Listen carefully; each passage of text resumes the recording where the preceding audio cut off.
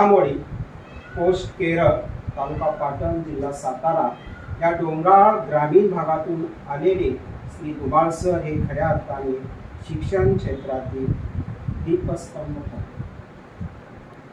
प्रतिकूल परिस्थितीतून जिद्द आणि चिकाटीने त्यांनी MA BEd मराठी पर्यंतचे शिक्षण पूर्ण केले. त्याचबरोबर तंत्रस्नेही या क्षेत्रातील ज्ञान प्राप्त करून त्यांनी त्या क्षेत्रामध्ये अनेक बक्षिसे मिळवलेली आहेत. 13 जून 1994 रोजी त्यांनी आपल्या अभिनव शाळेत मराठी विषयाचे शिक्षक म्हणून कार्यभार स्वीकारला. तेव्हापासून आज तागायत म्हणजे तब्बल 31 मे 2000 म्हणजेच आजच 2025 पर्यंत त्यांनी 31 वर्ष अखंड निष्ठावान आणि कर्तव्यपूर्ण सेवा दिली. मराठी विषयाच्या अध्यापनात त्यांचा दांडगा अभ्यास, उत्तम अध्यापन कौशल्य, शुद्ध भाषाशैली, कविता लिहिणे आणि विद्यार्थ्यांमध्ये आत्मविश्वास निर्माण करण्याची क्षमता यामुळे ते विद्यार्थ्यांचे लाडके शिक्षक बनले. धुमाळ सरांचा वर्गाचा सलग 100% निकाल हा त्यांच्या अध्यापनाच्या शिस्तीचा आणि मेहनतीची ठळक साक्ष देतो. विद्यार्थ्याच्या मनावर मराठी भाषेचं प्रेम, त्यांनी निर्माण केलेलं सरांचं वर्गातलं शिकवण्याचं तंत्र, उदाहरणाची सहज मांडणी आणि त्यांचा साधा पण प्रभावी संवाद आज अनेकांच्या लक्षात. ते केवळ शिक्षक नव्हते तर एक मार्गदर्शक, एक मित्र, ते विद्यार्थ्यांसाठी आधारस्तंभ होते. त्यांनी अनेक विद्यार्थ्यांचे आयुष्य घडवले, काही शब्दांनी, काही सल्ल्याने आणि काही वागणुकीने.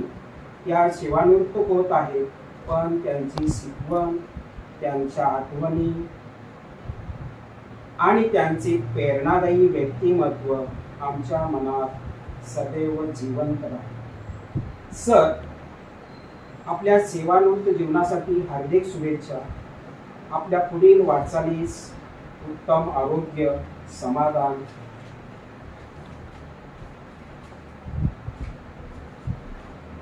आनंद लाभो हीच ईश्वरचरणी प्रार्थना. सर कविता करतात म्हणून मी कविता करण्याचा ट्राय केलाय. होया, त्यांच्या सहवासात राहून मी कविता केल्या त्यांच्या जन्मावर. डोंगराच्या खुशीतून ध्यानगंगा वाहिली, डोंगराच्या खुशीतून ध्यानगंगा वाहिली, धडामवाडीतून मराठीची मशाल आली, धडामवाडीतून मराठीची मशाल आली. सरळ मार्ग, शुद्ध भाषा, जिद्द अपार. सरळ मार्ग, शुद्ध भाषा, जिद्द अपार. विद्यार्थ्यामध्ये जागवला शिक्षणाचा विचार, विद्यार्थ्यामध्ये जागवला शिक्षणाचा विचार. एक शब्द, एक वाक्य जीवन घडवणारे, शिक्षकांना शिकताना देखील मन जिंकणारे 3 दशकांचा प्रवास सुंदर घडवला. शिकताना देखील मन जिंकणारे 3 दशकांचा प्रवास सुंदर घडवला. 100% निकालाची यशाचा झेंडा रोवला. सर, आता विराम, पण शेवट नाही. संस्काराची हीच खरी कमाई. धुमाळ सर, तुमचं कार्य अमर राहू. सेवा निवृत्तीनंतर प्रेरणा सदा मिळो.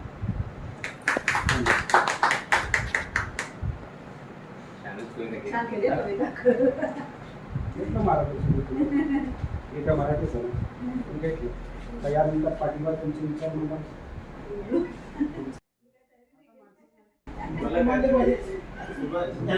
सुभाष.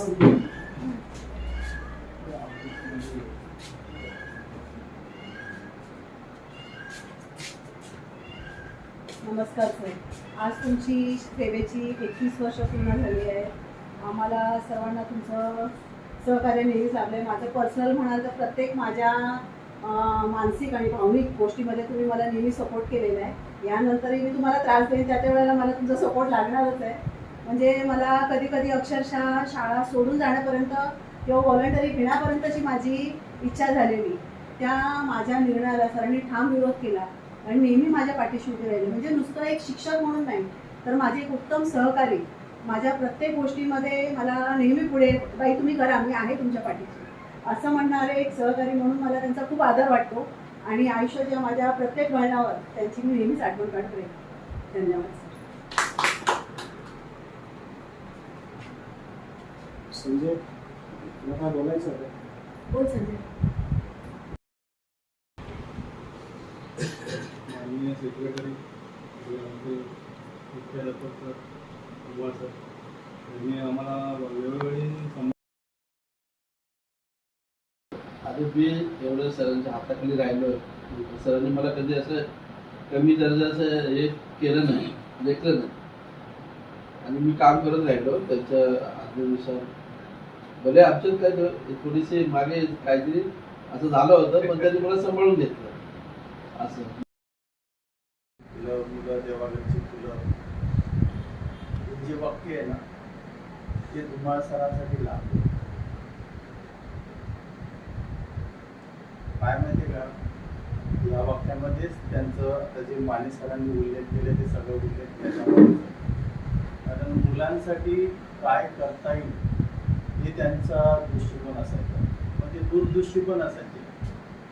धुमाळ सरांना मी पदावर नव्हतो, पण त्यावेळेची गोष्ट 15 वर्षापूर्वीची असो या 20 वर्षापूर्वीची असो, पण त्यांची तेव्हापासून इच्छा होती की ठाकूर साहेब तुम्ही या ना पदावर. मी पंचायतमध्ये होतो, ठाकूर साहेब या ना पदावर. काय माहिती काय, पण 20 वर्षापूर्वीची गोष्ट ते सतत बोलले, बरेच वेळा बोलले मला, या ना तुम्ही पदावर, तुमच्यासारखा माणूस असायला पाहिजे. काय माहिती त्यांनी माझ्यात काय बघितलं, पण त्यावेळेची गोष्ट लागून गेली आणि मी बरेच वर्ष जवळ, कारण मध्यंतरी कोळीवारती मुलं 2-3 मुलं एक्सपायर झाली, डेथसाठी वगैरे नाही. तर माझी अशी भावना होती की सर मी शाळेत असतो तर मला त्यांना भेटायला जायला मिळालं असतं, मुलांच्या भविष्याचा विचार करता आला असता, त्यांच्या पालकांना भेटता आला असतं, असं त्या टायमाला मी विचार करत होतो. आणि सगळे शिक्षक त्या मला वाटते 2-3 घटना झाल्या होत्या त्या डेटला, तर असं एक माझी भावना होती. आणि ते धुमाळ सरांच्या शब्दामुळं कधी शब्द वापरले त्यांनी की तुम्ही या पदावर, तुम्ही या पदावर. आणि 5 वर्षापूर्वी पदावर आलो होते शाळेत, त्यांना जास्त आनंद त्यांना झाला, मला असं वाटतं सगळ्यांनाच झाला आनंद. पण धुमाळ सर माझ्याविषयी काय मध्ये त्यांनी काय गणित केलं होतं मी आत्ताचं नाही सांगत आहे. धुमाळ सर आत्ता माझ्याशी एवढं बोलतात, चालतात, बऱ्याचशा गोष्टी मला त्यांनी शेअर केल्या, सगळ्या काही गोष्टी सांगितल्या, पण त्यांची भावना तेव्हापासून होती की ठाकूर साहेब तुम्ही याच नाही, शाळेच्या पदावर याच नाही. माहिती नाही काय गणित आहे. असा शिक्षक मुलांसाठी मिळालेला होता आणि फार मोठी चूक झाली की जे मुख्य मुलांसाठी करण्याचं ज्या माणसामध्ये क्षमता होती त्याला ते निभवता आलं नाही, ते मिळालं नाही त्यांना, आणि मिळालं ते थोडक्यात मिळालं. हीच गोष्ट जर त्या वेळेला मिळाली असती तर माझ्या शाळेला आज, अभिनव शाळेला आज खूप भरभराटी आली असती असं मला जाणून वाटतं. आणि मग जाणून वाटतं म्हणजे झालंच असतं त्या. बरोबर आहे. आज ज्या गोष्टी थोडक्यामध्ये 6 महिन्यामध्ये होऊ शकल्या, एवढ्या चांगल्या चांगल्या गोष्टी झाल्या, हे जर पद त्यांना पहिलंच मिळालं असतं ना, आज शाळेची अवस्था नसते. ते धुमाळ सरांसाठी बोलतो, कारण त्यांचं जे काम आहे ना खूप चांगलं. मुलांमध्ये कसं मिसळून खायचं, मुलांना कसं कव्हर करायचं, कोणाचं चुकलं तर त्यांना कसं समजावून सांगायचं की तो म्हणजे निराश नाही झाला पाहिजे, तो चांगला राहिला पाहिजे. चांगल्या गोष्टी असतात, आपला भरपूर खर्च बी होतो, बऱ्याचशा गोष्टी असतात, पण असा सर होणं आहे ना थोडं कठीण असतं. बऱ्याच शाळेमध्ये असतात सर लोक. धुमाळ सरांची भावना वेगळी आहे. त्यांनी शाळेतल्या मुलांसाठी शेवटच्या पिरियडमध्ये पण थोडंसं हे झालं की शाळेच्या मुलांसाठी त्यांनी क्लासेस चालू केले.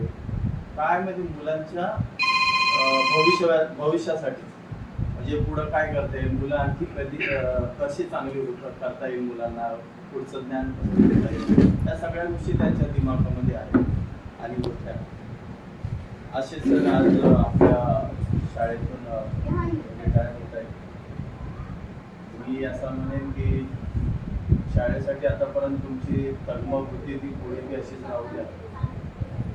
माझी खरंच विनंती आहे. आणि अशी सत्कार मूर्ती आज आपल्यातून जात आहे, रिटायर होत आहे. तुम्ही त्यांच्या सरांना द्या, त्यांच्या जीवनामध्ये पुढच्या आयुष्यामध्ये चांगलं योगदान येऊ, चांगलं त्यांचा जीवन आनंदी राहू, त्यांचं पण आणि त्यांचं पण, अशी मी देवाला प्रार्थना करतो.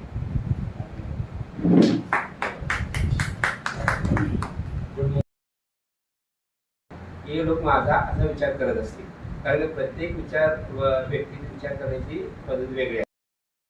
चांगल्यासाठी राग येतो, वाईटासाठी कधी राग येतो. चांगला असलं ना चांगल्या तिथं राग येतो. का राग येतो तर जेव्हा समोरची परिस्थिती बघितल्यानंतर असं वाटतं की अरे काय आहे, आपण जन्माला आलोय. कारण मी त्यातूनच जन्माला आलोय, कारण मी शिळं अन्न खाल्लेलं आहे, शिळी भाकरी खाल्लेली आहे. अगदी मी पोस्ट ग्रॅज्युएशन झालो ना त्यावेळेला मी भात खाऊन जातो. सकाळी भात खायचा आणि संध्याकाळी भाकरी तर मी 5-6 वर्ष खाल्लीच नव्हती, कारण आईने जेव्हा भाकरी बनवली असेल ना तेव्हा मी झोपलेलं असायचं. सकाळी 7 वाजले ना की बॅग घेऊन कॉलेजला जायचो. कॉलेज मात्र मी मस्तपैकी आयुषमध्ये केलेलं आहे.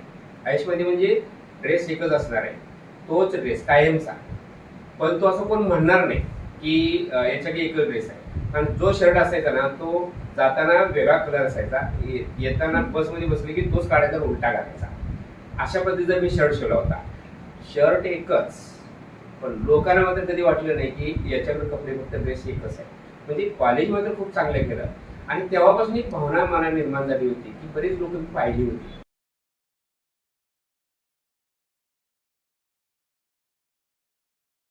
असं आणि हे बघता बघता आपण आता जर बघितलं ना कधी राग येतो हे आपल्या व्यवस्थेचा राग येतो. व्यवस्थेनं असं करायला हवं होतं. आपण ज्या एखाद्या माणसाला तसं बोलावं लागतं ना, हा यानं मी बऱ्याच लोकांचा वाईट झाला, खूप अनुभव घेतले की आपल्या सचिवासारखी अपवादात्मक ओळख आहे की आपल्या बाजूने ते ठामपणे बोलते ते पण ते आता बोलते ते त्यांनी मगाशी बोलताना पण दाखवलं. आणि याच्या अगोदर आम्ही असा अनुभव घेतला ना की आम्ही एखादा विचार मांडला ना की तो कचऱ्यात टाकून दिला जायचा.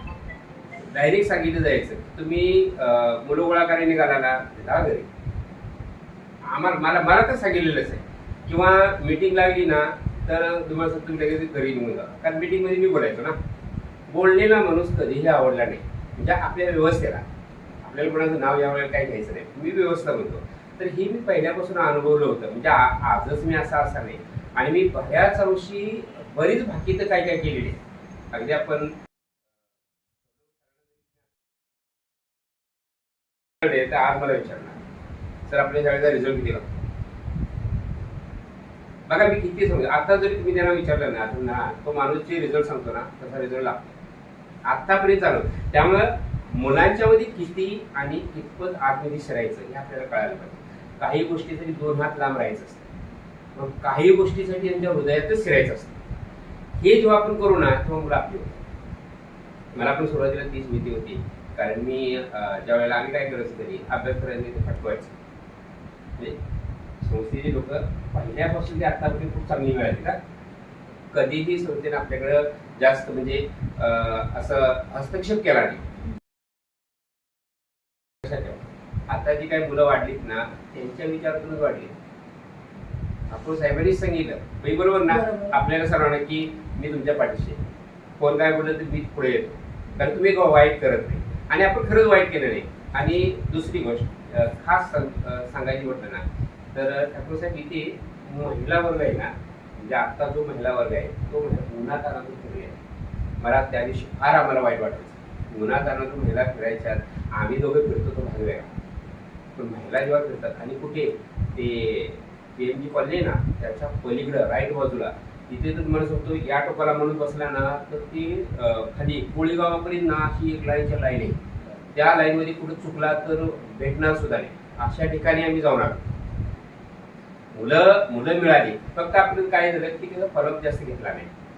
फॉलोअप घेतला नाही म्हणजे आपण जेव्हा आम्ही असं केलं ना की तेव्हा निर्णय ढिले झाले. थोडंसं उशीर झाला आणि त्याच्यामुळे थोडंसं हातातून आपल्या काही गोष्टी गेल्या.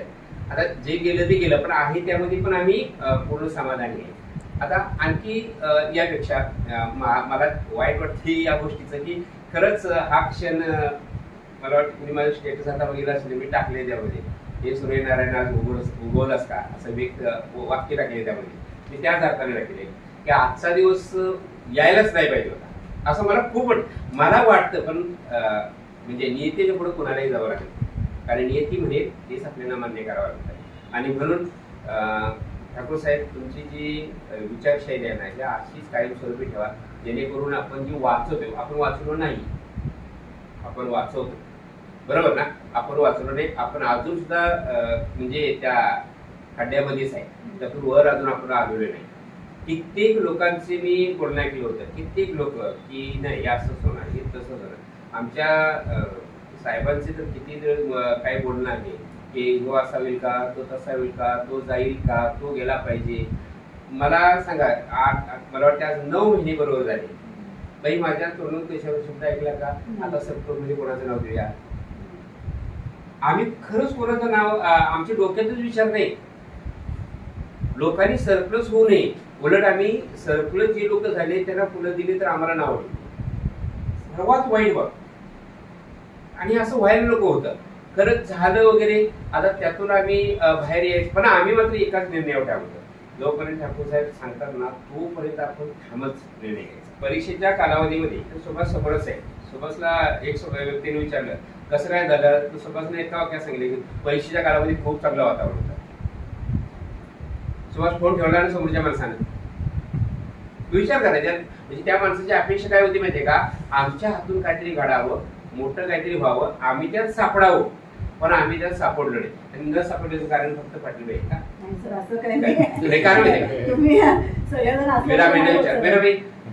ऑफिशियली गोष्टीत माणूस अडकला तरच अडकतो, पण ऑफिशियली बाबी इतक्या क्लिअर कट केल्या. मी अगदी पुढेही सांगेन, म्हणजे माने सरांना विनंती परत करेन, माने सर इथून पुढे सुद्धा 100% पाहिजे विश्वास ठेवा, डोळे झाकू ना, नाही डोळे झाकून त्यात संजयची साथ आली ना तर प्रश्नच नाही, तुम्हाला कुठलंही संकट येणार नाही. अगदी मी या 9 महिन्यात जो अनुभव घेतला ना तो अनुभव सांगतोय. कारण बाईंनी फक्त सांगितलं ना सर असं करायचं, 5 मिनिटात आमचं काम होतं.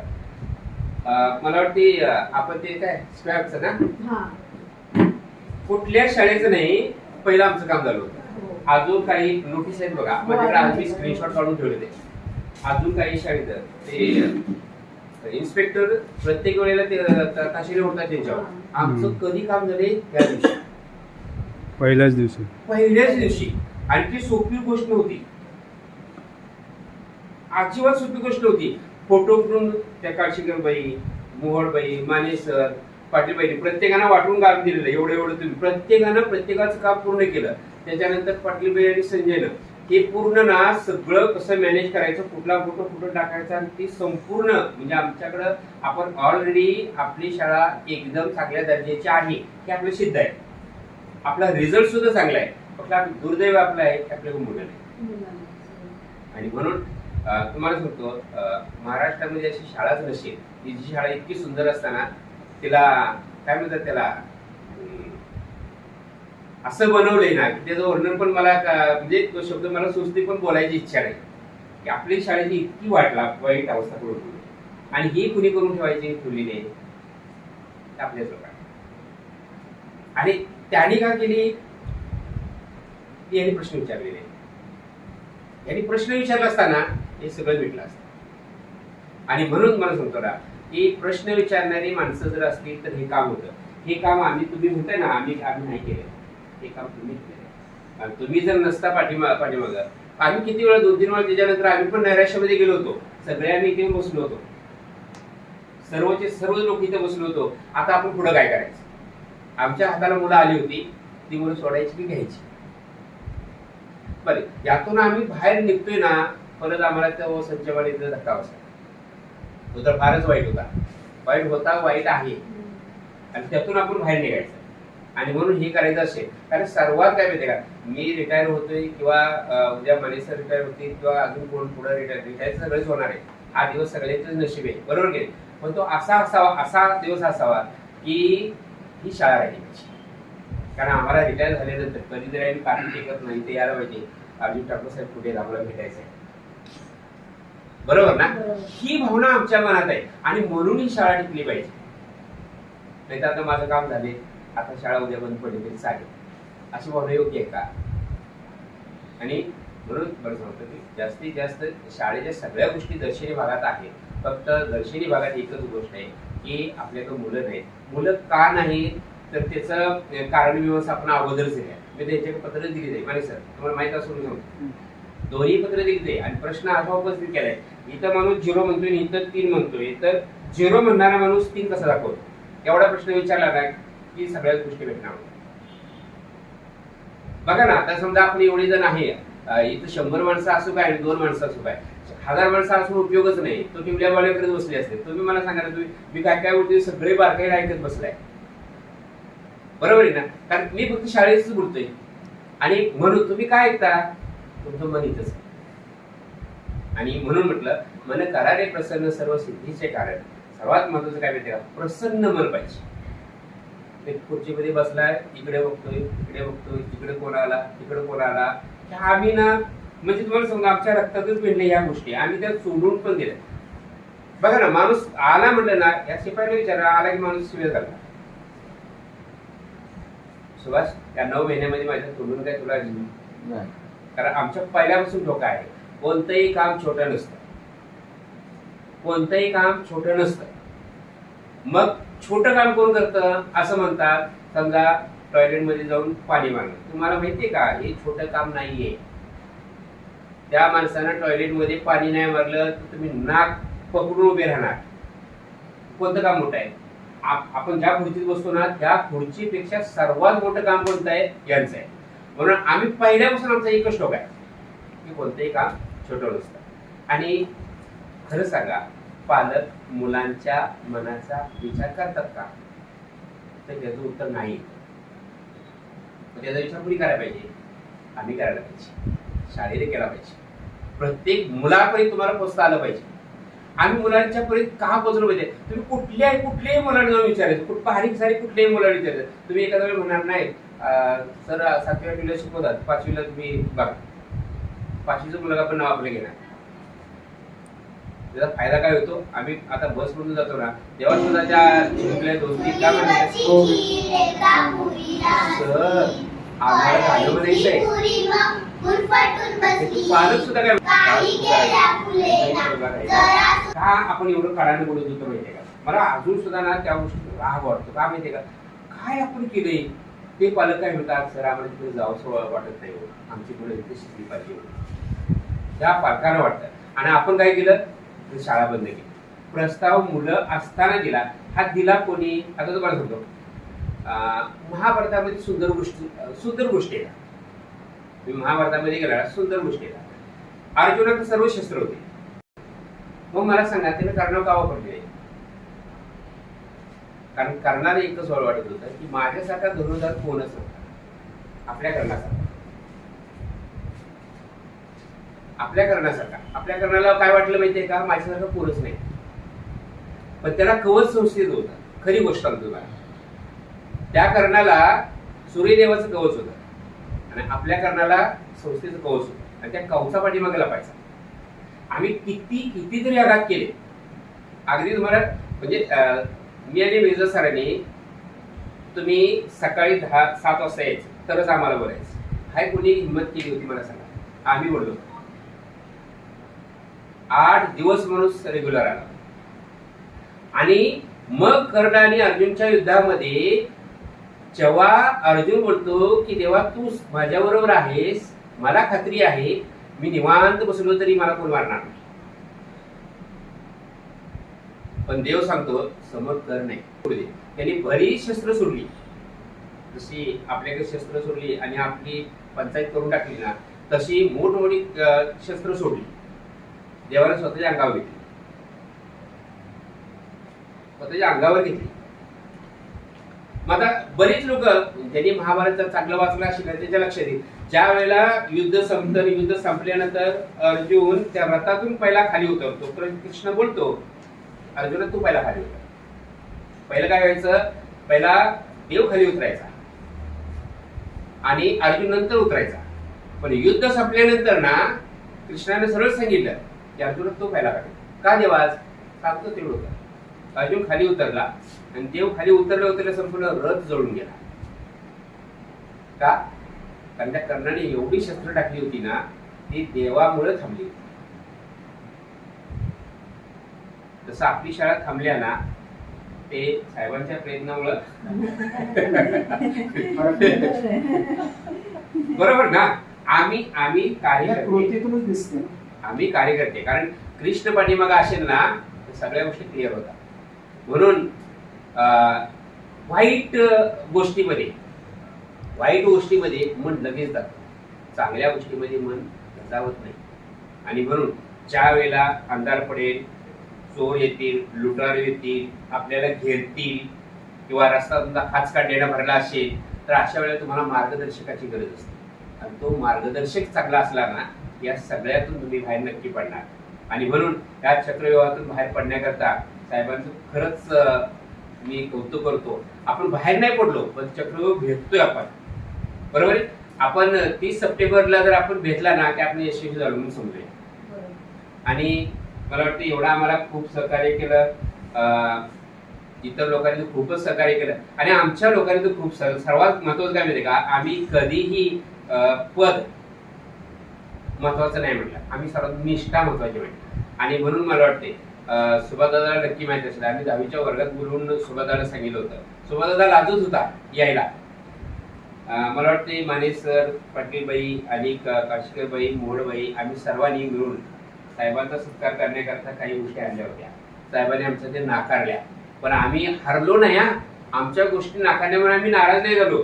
पाटीलबाई फक्त म्हणजे सर काय करूया, मी फक्त एकच सांगितलं, बाई कोणतंही काम छोटं नसतं, हाय त्याला. आणि बरोबर 10वीचा कार्यक्रम आला ना, की त्या कार्यक्रमात आपण तो साहेबांनी घेतलेला ड्रेस, बरोबर का नाही, एका मोठ्या माणसाला दिला, छोट्या नाही माणसाला. का? त्यांना किती आनंद वाटला. आणि म्हणून तुम्हाला जर काम करायचं असेल ना, तर छोटं मोठा हा कुठलाही मुद्दा समोर नाही आला पाहिजे, कुठलाही युगो समोर नाही आला पाहिजे. सगळे आहे ते आपल्यासारखीच आहे, सगळे आहे ते आपल्यासारखीच आहे. मला वाटते मी डिपार्टमेंटचा एक अनुभव सांगतो, संजू दादाला नक्की माहित असणार आहे. सहज नुसता एका वाक्यामध्ये तो माणूस मला बोलला, काय भेटायचं आहे. कोणाला भेटायचं आहे? सरांनी भेटायचं. कोणत्या सरांना भेटायचं आहे? प्रश्न बघा, शिपाईचे प्रश्न. मला माहिती होतं शिपाई जरी असला तरी त्याचं मन मोठं असणार आहे. म्हणून पुढे काय बोलणार, तुम्हाला काय म्हणायचं आहे? नाही पण तुम्ही आज का चाललाय? म्हटलं त्या बाईला भेटायचं आहे. कोणत्या बाईला भेटायचंय? म्हटलं त्याचं नाव माहित नाही. मग मी मागे फिरलो. एवढे प्रश्न माणूस जर विचारतो नक्की काहीतरी अर्थ आहे. तुम्हाला नेमकं काय म्हणायचं? तो मला इथे एंट्री करा. हे वाक्य बाई पहिलेच ओढलं असतं तर एवढे तरी प्रश्न विचारलेच नसते ना. मी त्याला सांगितलं, अरे म्हटलं विचारातून माणूस छोटा होतो, कामातून नाही. तुमचा विचार छोटा आहे, मला वाईट वाटले तरी चालेल, तुमच्यासाठी जोपर्यंत माणसं आहेत ना तोपर्यंत कोणाच कल्याण होणार नाही. शेवटी तो माणूस परत बाजूला येऊन आम्हाला सांगायला लागला, सर माझी स्वतःची शाळा आहे, लास करू नका, स्वतःची शाळा असेल.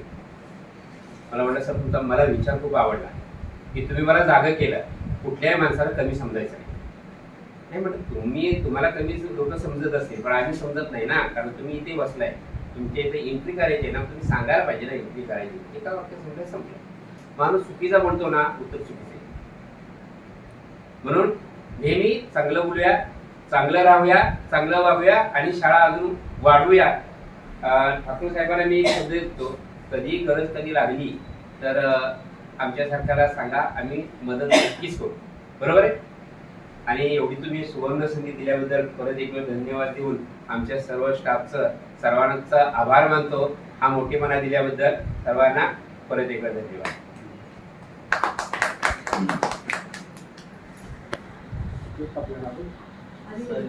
संधी दिल्याबद्दल नाही पाटील मॅडम, आणि मी सहकार्य करेल म्हणून नाही, तुम्हाला मी म्हणजे मान्यता दिली आहे की माने सरांच्या पाठीशी, पाटील मॅडमच्या पाठीशी उभे राहून. कसं आहे ना, शब्दाला मान असतो, तर माझ्या शब्दाला जो मान दिलाय तुम्हाला सरांनी, की म्हणजे खरंच सगळ्यांनी शस्त्र टाकलेली पाटील मॅडम. फिरोजनी टाकली, धुमानी टाकली, त्यांनी टाकली, त्यांनी सर्वांनी शस्त्र खाली टाकली. हे माणूस काय ऐकणार नाही, पण घेणार नाही. आपल्याला जाता सह्यांचा अधिकार द्यावा.